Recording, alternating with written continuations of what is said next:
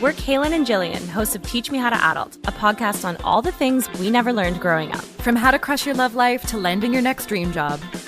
Life is full of transitions. Each of those really require letting go. Different doesn't mean bad. You take action, you get rewarded, and then you have more motivation to repeat that action. Hack your brain, hack your life. We are growing up, friends. We are adulting. Follow us on social and listen to Teach Me How to Adult at frequencypodcastnetwork.com or wherever you get your podcasts. You're listening to a Frequency Podcast Network production. There are some parts of the Rob Ford story that I still find difficult to believe, even though I lived through it and worked on it and made this entire podcast about it. This episode contains one of those stories. In the 5th episode of The Gravy Train, Toronto and the whole world are abuzz with the news of Mayor Rob Ford's crack video, and the mayor is being watched by his own police force, a group of investigators that report directly to the chief in an investigation called Project Brazen, which is, given the behavior you're about to hear, just an absolutely perfect name. Enjoy episode 5 of The Gravy Train, Brazen.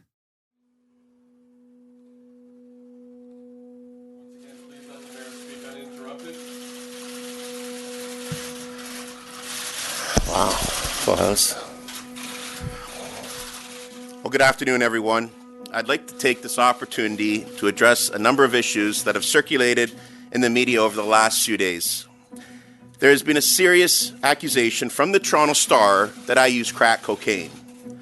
I do not use crack cocaine, nor am I an addict of crack cocaine. As for a video, I cannot comment on a video that I have never seen or does not exist. It is most unfortunate, very unfortunate, that my colleagues and the great people of this city have been exposed to the fact that I have been judged by the media without any evidence. May 24th, 2013. More than a week after stories revealing the existence of a video showing Toronto's mayor smoking crack cocaine, that mayor stood in front of an official City of Toronto backdrop. Blue with the Toronto logo and the name of the city in white. Rob Ford wore a black suit, a white shirt, and a patterned tie. He was angry. He read the prepared statement that you just heard. He thanked his supporters for standing by him. They had. Not only did half the people in Toronto not believe the video was real, but Rob had actually gained support over the past week. His approval rating rose 5 points. I'm Jordan Heath Rawlings. This is The Gravy Train.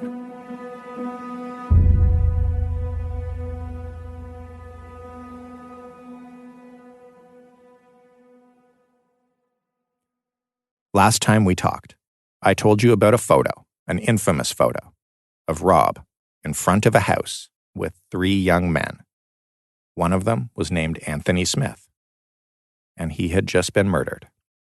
It sort of becomes this clue that we follow for a long time because we actually had a reporter driving through the Etobicoke area looking for the house in the photo, which we now know is 15 Windsor, the central setting in this whole thing. That's Jennifer Pagliaro. Today, she is a City Hall reporter with Rob's nemesis, the Toronto Star. In 2013, she was a crime reporter at the Star, and she was hunting for the house in the photo. So was every reporter. And if a group of reporters hunt through one neighborhood for one specific house for long enough, they find it.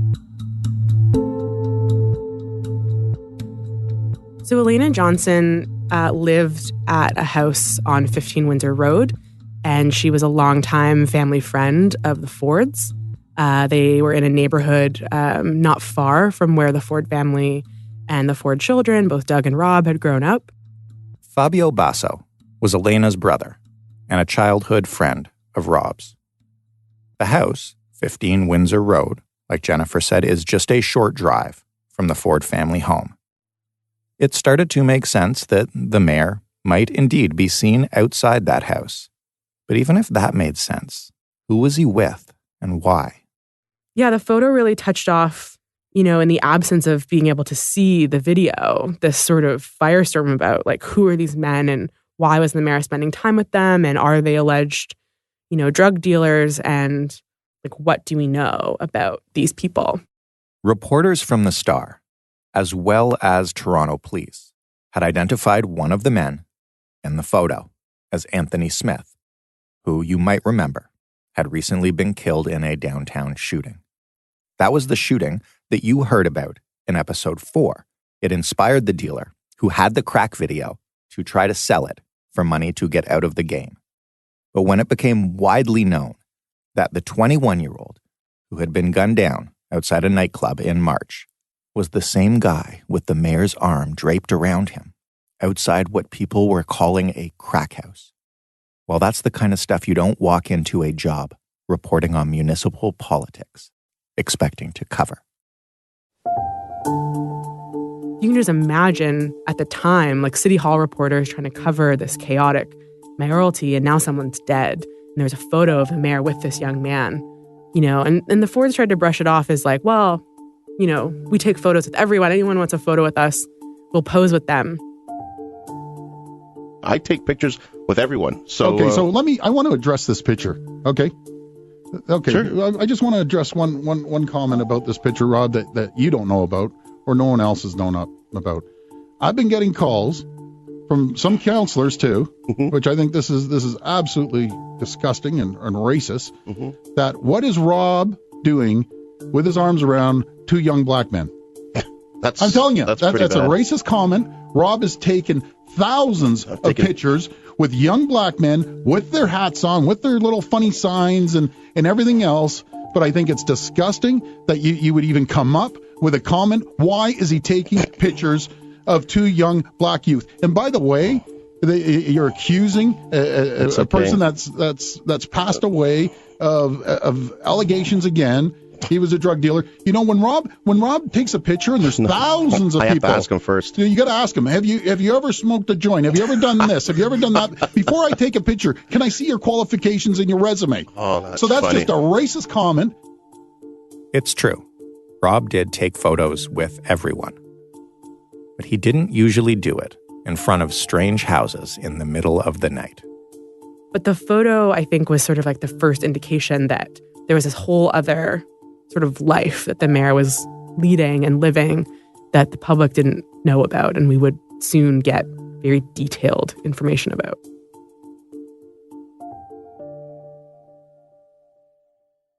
According to the police, Anthony Smith was a member of a street gang called the Dixon City Bloods.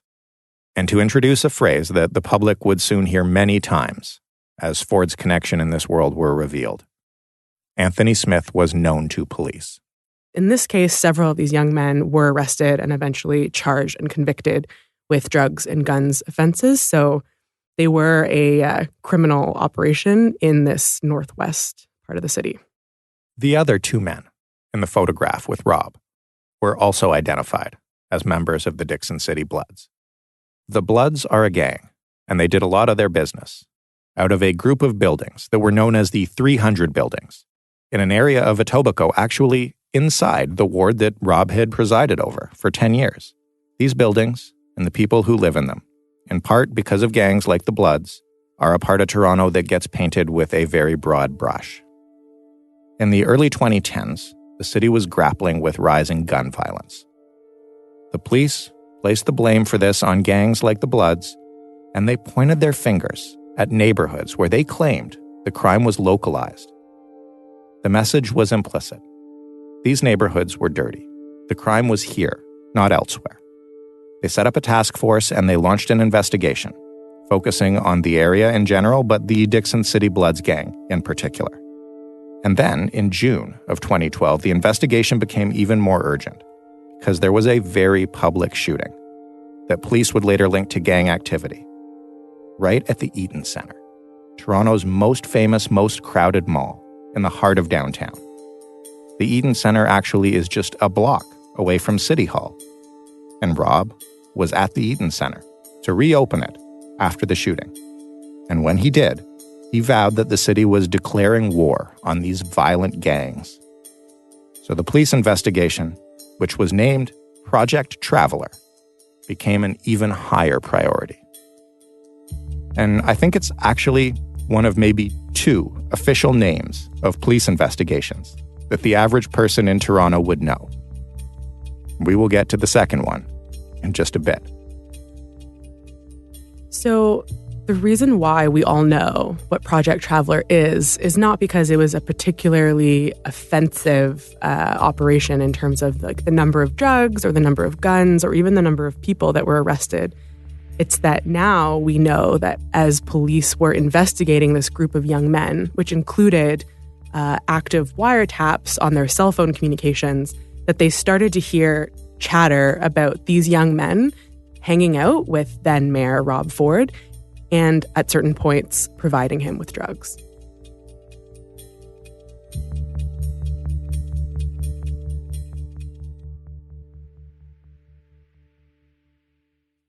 In the course of the investigation, police went to court and asked for and received permission to listen in and to record the phone calls made by several members of the Dickson City Bloods.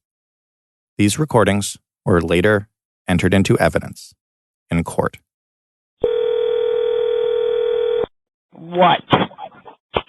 Hello? Hello. Yes. Yeah, what's going on? He's here. Who? He's here. Who this? Rob. Who?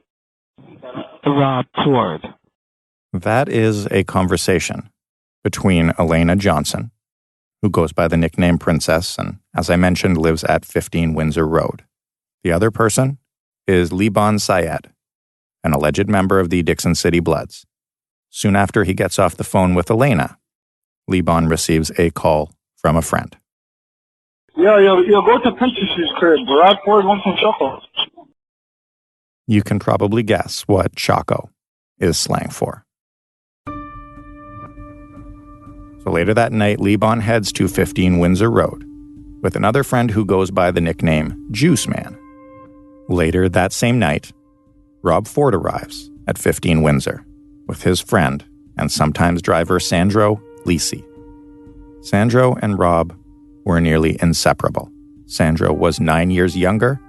The two men had been introduced by a football player from Don Bosco, who was helping Rob coach at the time. Sandro and Rob became really good friends. Jennifer Pagliaro was struck by how members of the Dickson City Bloods referred to Lisi in conversations when they thought no one else was listening. You know, he had sort of a striking demeanor. There's some interesting wiretaps where the young men in the Dickson Road complex referred to him as the military guy. He had sort of a close-cropped haircut, kind of lanky.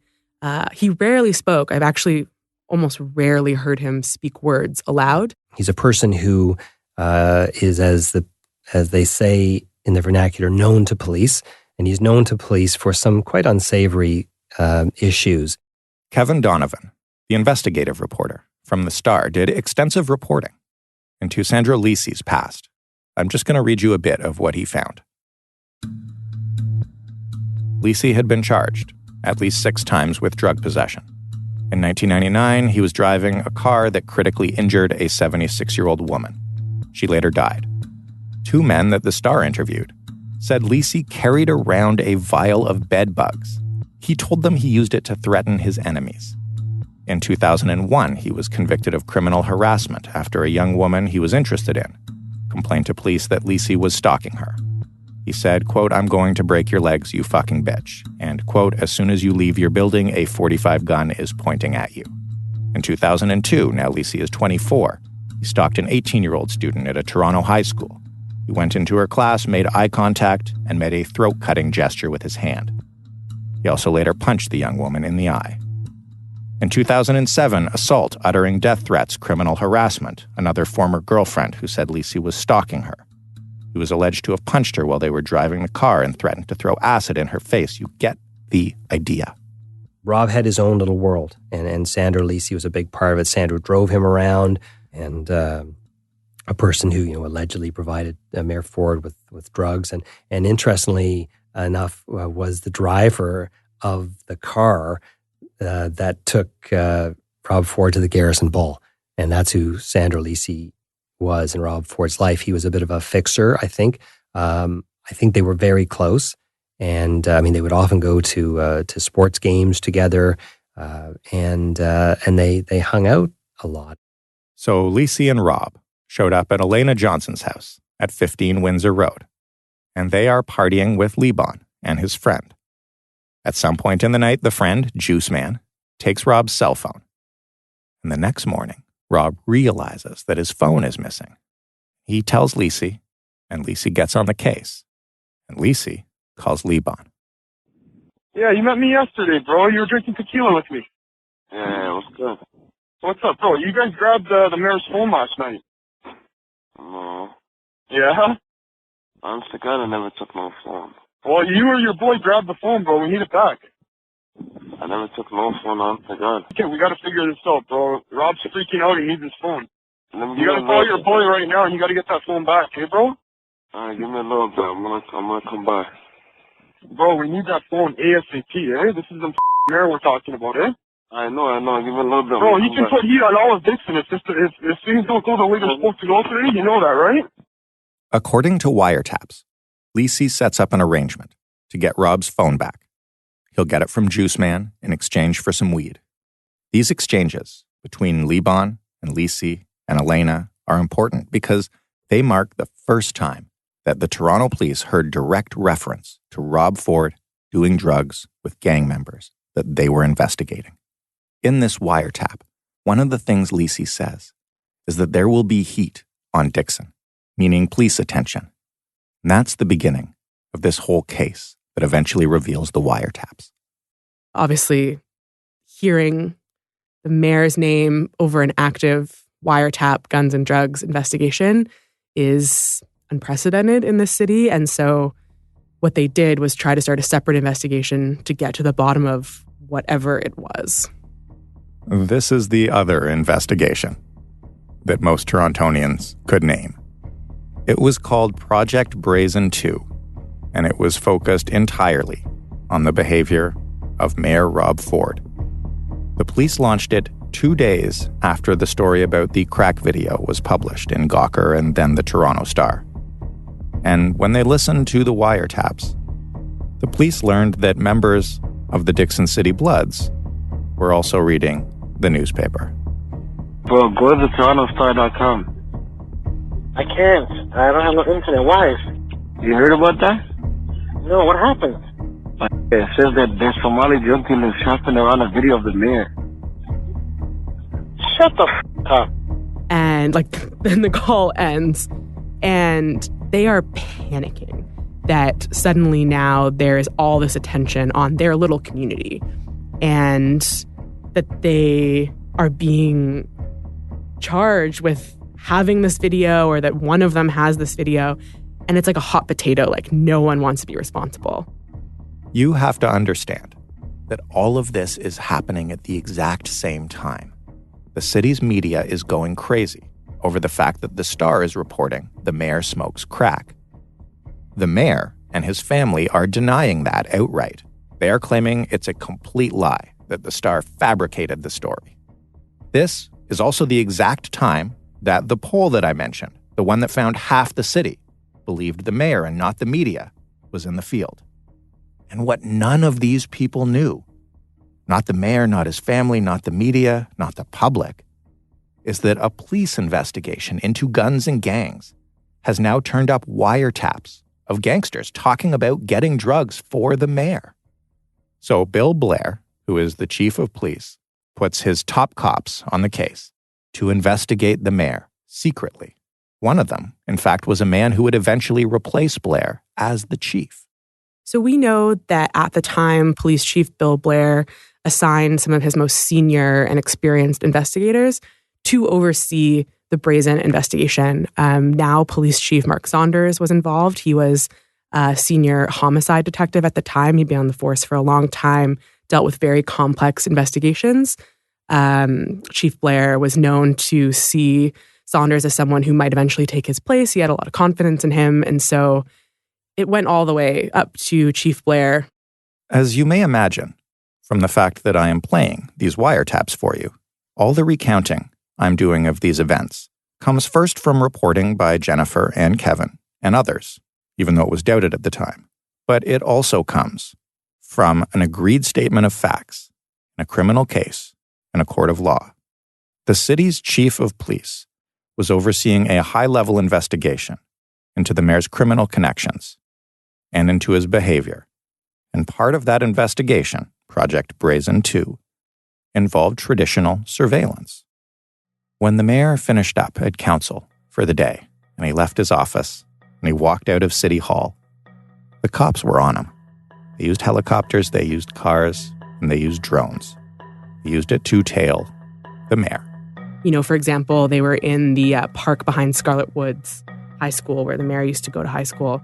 And they would leave and they would see like something placed in the garbage bin. And then police would rush in and like go through the garbage bin and find like empty vodka bottles. They would see them go into the Esso station near Ford's house with envelopes that they didn't know what was inside of them. They were tracking them. They were using a police plane. They were, of course, surveilling private communications, cell phones. It was really an incredibly extensive operation involving many police officers for quite a period of time. Rob Ford's approval rating had increased since the crack story, like I mentioned. And perhaps because of this, or perhaps because he was an addict, his drinking and drug use did not slow down.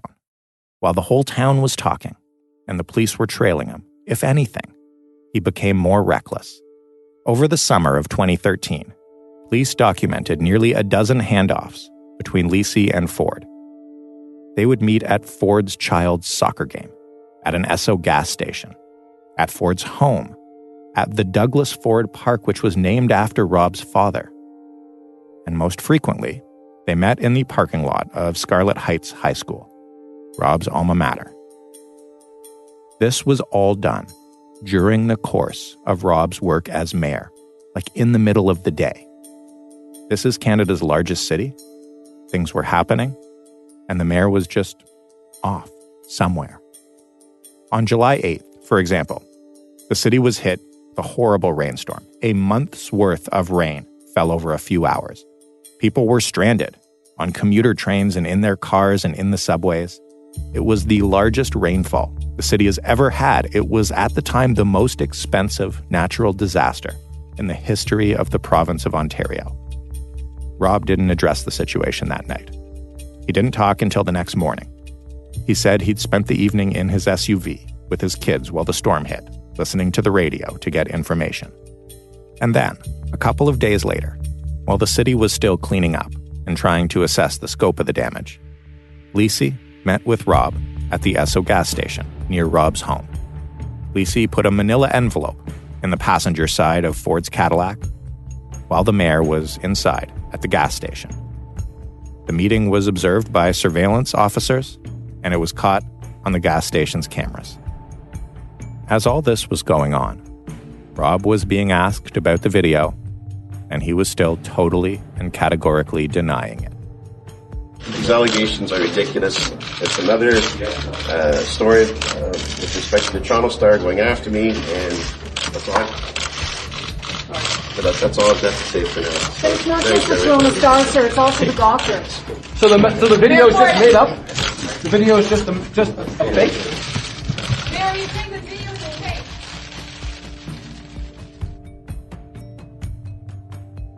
While Rob was publicly denying the existence of the video, Lisi was working behind the scenes to get the video back.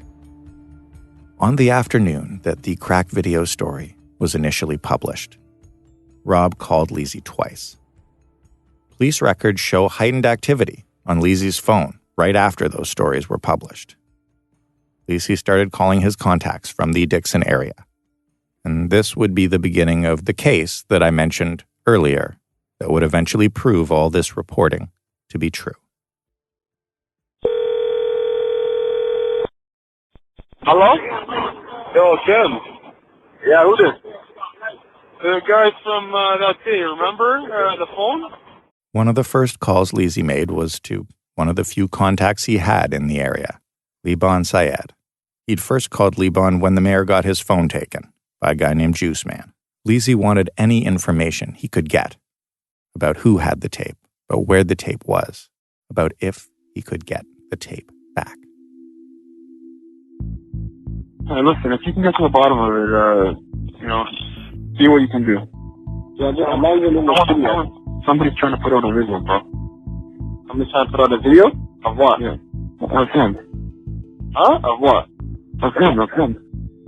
After that phone call, Liban calls Mohammed, the man who filmed the video of the mayor smoking crack. Liban is worried. He sounds a little panicked. He thinks that the frenzy around the Ford video will bring attention onto him. He says, "Yo, dog, the man's gonna bring feds to my house, bro. I don't want that to happen." Mohammed replies, "Me too," but adds, "There's no video. These guys are not gonna get no video." Yo, dog, the man is gonna bring feds to my house, bro. I don't want that to happen, bro. The man knows my gang. They already know everything about me. Me too, you dickhead, but there's no video. These guys are not gonna get no video all of them. Liban was worried because Lizzie was threatening to put pressure on everyone in the area. He was threatening to use the mayor's resources to direct police attention to the Dixon City Bloods and the buildings where they lived. Hello? Yo, Tim, you see the heat, bro? Huh? Who's this? You see the heat on Dixon, bro? What happened? It's gonna get worse, bro. Tell all your boys it's gonna get worse and worse. Hey, I'm not involved, buddy. I'm not involved in this. I'm just telling you, tell your boys the message, eh? The whole place is gonna get heated up. Yeah, all summer. Listen, all summer, bro. All summer until the phone gets back. The whole place is gonna get lit right up. I don't know what you're talking about. I'm not involved in this. Eh? Bro, I'm just telling you, put the message out to your people. Yeah. Don't worry. Don't worry about it. It's all good. All right. While the Project Brazen team was listening to these calls and putting together evidence against the mayor, there was still another police investigation happening, Project Traveler, which was aimed at guns and gangs in general and the Dixon City Bloods in particular. And on June 13th, they launched a series of pre-dawn raids on the Dixon 300 apartment complex. Robin Doolittle was staked out there with another reporter from the Star to watch the raids. From the car, they both have a clear view of the circular drive that surrounds the buildings. Here's Robin. And all of a sudden, this circular road is just filled with moving trucks that kind of come out of nowhere. They're all going fast, and it's like boom, boom, boom, boom, boom, boom. And there's just, dozens of them, it feels like. And then all at once, the backs of these trucks fly open, and cops in full riot gear come marching out like ants. Like, just more police than I've ever seen in my life. And I covered the G20. And they just, like ants, kind of like come out of these trucks and start walking very briskly into these housing units. And they're going up into the apartments. And then suddenly you start seeing huge flashes coming from the apartments. I think they're called flashbangs, but they basically they bust open a door with a battering ram. They throw in this, tiny little explosive device that makes a huge bang and lets off a huge amount of light, and it's supposed to disorient the people inside. And you just start seeing them because it's really dark outside. You start seeing different apartments light up and people starting to scream and yell. And then we start seeing people kind of one by one be brought out in, I don't know if they were in handcuffs, they're probably in ties around behind their back, being led into different cruisers, being arrested. And the sun is kind of starting to come up a little bit. But it was crazy. During that raid, the police arrested several members of the Dixon City Bloods, and they confiscated evidence, including laptops and cellular phones. And they started looking through the files on those laptops. As a result of the evidence that was seized on June 13th at the conclusion of Project Traveler, a number of electronic devices, computers, telephones, and hard drives were seized, and all of the devices that have been seized have been subject to forensic review and examination by members of the Toronto Police Service Intelligence Unit Computer Technology Section. That was Toronto Police Chief Bill Blair. It was October 31st, 2013. Nearly 4 months after the Project Traveler raids. After a whole summer of denials and brazen behavior, Toronto Police confirmed what members of the media already knew. On October the 29th, on Tuesday of this week, we received information from our computer technology section that in the examination of a hard drive that had been seized on June 13th, they were able to identify a number of files that had been deleted and that they were able to recover those files. As a result, I have been advised that we are now in possession of a recovered digital video file relevant to the investigations that have been conducted.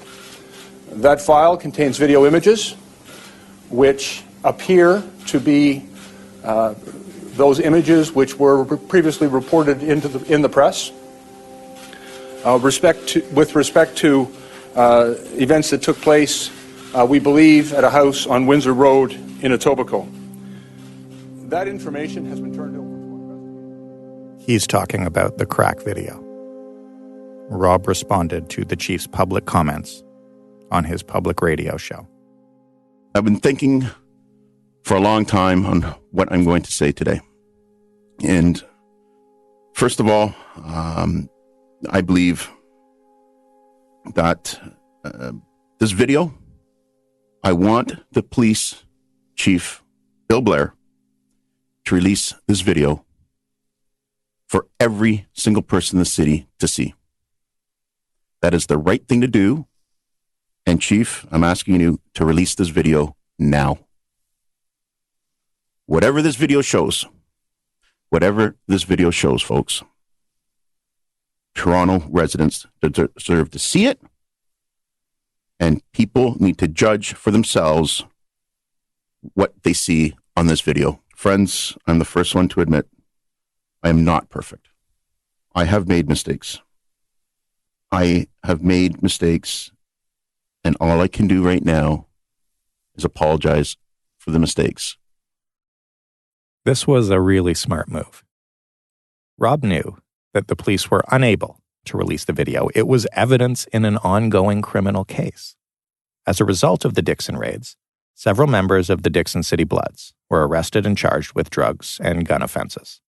Sandro Lisi was charged with extortion for attempts to retrieve the crack video.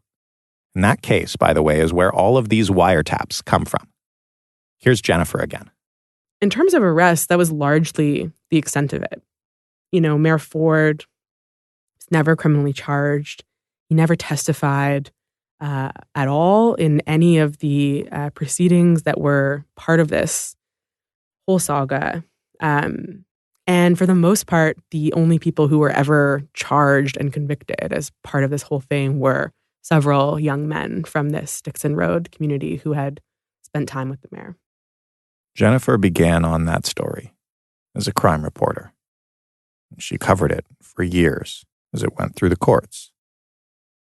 And in that time, the Toronto Star, along with other publications in the city, fought to be able to publish what was happening in those court cases. And finally, 3 years after police announced they had the video, Jennifer attended the trial of Sandro Lisi, which had finally made its way to the courtroom. But I think the most surreal moment in all of this was actually years after these Project Traveler raids. One of the main characters in this Rob Ford saga, Sandro Lisi, was facing criminal charges. And as part of that case, the Crown prosecution presented the crack video as evidence in open court. So if you can imagine, I'm sitting in a second floor courtroom at Old City Hall, which is right next to City Hall. You can almost see City Hall out the window. And because it was a preliminary hearing, it's all off the record. Like, it's all protected information. And it's me, a few other reporters, and a very well-timed field trip of journalism students. When I arrived in the courtroom, I saw that there was a flat-screen TV setup. The police had put together this incredibly long PowerPoint presentation. And they got to a slide, and the slide just said video of Robert Ford.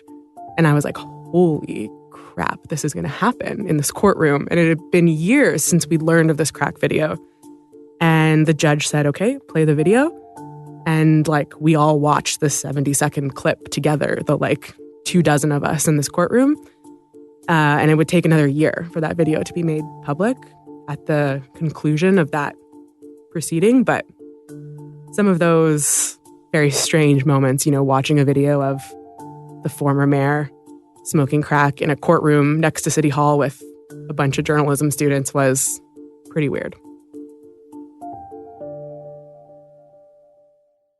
The basis for the extortion charges against Lisi were the wiretaps that you heard, in which he threatens to bring the heat, meaning the police, on the Dixon complex. Liban, the man on the other end of those calls, eventually testified at Lisi's preliminary hearing.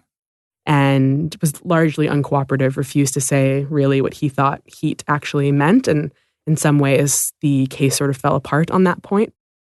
Because of that, the Crown dropped the extortion charges against Sandro Lisi, meaning that after all these years, the city of Toronto finally saw their mayor with a crack pipe in his hand, shaking in his seat, mumbling unintelligibly. And yes, just like Robin and Kevin had said right away, the video was well framed, it was crystal clear, and it was unmistakable. It was the mayor of Toronto, smoking crack. That's why he wants to be involved in everything. He wants to fight everybody's battles, and it's going to kill you. Kill you. Not kill fucking. Don't do it. The kids Your kids are important to you. That's what drives you, baby. That's what I love. That's why we love you. Okay? No, you don't know. Your children, your family, your kids. Your fucking footballers. Your kids that play football. That's what drives you. Family, kids, and you're fucking... I'm right wing. I fucking take these kids on my You're right wing? No, they say I'm just right wing. Oh, yeah. Radical fucking guy. Sure. Oh, yeah. What the fuck is the Liberals then? I'm right, Liban. Liban fucking... That's right. Mr. Trudeau right there. I like to get that fucking Justin Trudeau and shove my foot as far up his ass, because I'm sure it goes real far. I'm sure my fucking... I'll tickle his fucking nose hairs with my foot up his ass, because he's such a fucking shit digger, man. I hate Trudeau, man. She's just saying. Fucking bullshit. It would take years, until 2016, for the public to actually see the tape. But even in 2013, the investigation that found the video took almost 6 months, from the first report of the video's existence to the Halloween press conference, when the chief confirmed that the police had it. It took 168 days, and every single one of those days was a circus. You know the way the news cycle moves now? With a new scandal or a tragedy or a crime or an accusation every 4 hours. So your muscles never unclench and your nerves never stop firing. The way that we allow the last insane thing to make no impact because there's already a new insane thing to talk about. This was our first taste of that. This is where it came from. It was a 5.5-month glimpse into our world today. That's next time on The Gravy Train. It amped up to circus levels. Probably in one of my drunken stupors. And his excuse for smoking crack is he was drunk. Rob Ford admitted he was not perfect, but refused to step down. Мэр Торонто Роб Форд, замеченный в употреблении наркотиков. Airport, you're smoking crack right now. Where are you getting this? You'd be surprised how fast I can move. Man, Holy Christ! If you think American-style politics is nasty, you guys have just attacked Kuwait. I'm Jordan Heath Rollins, the host and writer of The Gravy Train. Annalisa Nielsen and Stephanie Phillips are producers and editors, and they stitch this whole thing together. Ryan Clark is also a producer, and he mixes and masters this entire podcast. Claire Brassard and Amal Delich provided editorial guidance along the way. Rob Purchase and Daniela Giantomasso helped with our archival sourcing. The Toronto Star, for this episode in particular, contributed reporting and also contributed the recordings of those wiretaps that you heard. They fought for them in court. Lucas Ionetta and Matthew Morrow were our production assistants.